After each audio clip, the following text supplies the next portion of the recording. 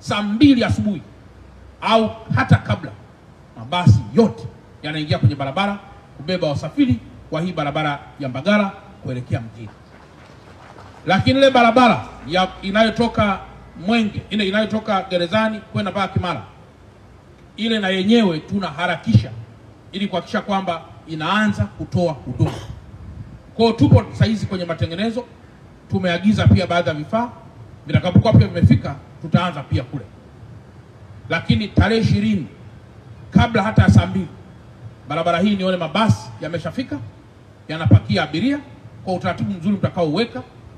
Hii imeshakuwa ni hasara, na kwa muda huu hasara lazima wakati fulani huwa watengenezaji ni sisi wenyewe pia wananchi, kwa sababu hakuna namna serikali inaweza kutoa pesa mahali popote zaidi ya kodi hizo hizo za Watanzania ziweze pia kukarabati mabasi haya na ziweze pia kujenga vituo hivi.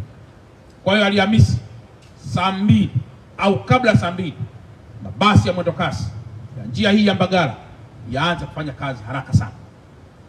Na mwisho, jeshi la polisi na majeshi yote ya vyombo vya dola tulionayo hapa waendelee kurusha macho yao ili kuyalinda mabasi haya na kulinda miundombinu hii. Nafahamu wapo Watanzania wema sana ambao wakati wote wamekuwa ni mabalozi wazuri wa amani, na wapo pia wenzetu wachache ambao mtu anachukia, anaona ashike jiwe, ashike moto, alipue kila kitu. Sasa ukilipua kila kitu utaishije? Kwa hiyo tugombane tunaweza kugombana, lakini kamwe tusidhuru miundombinu inayoweza kusaidia kizazi cha sasa na kizazi kijacho.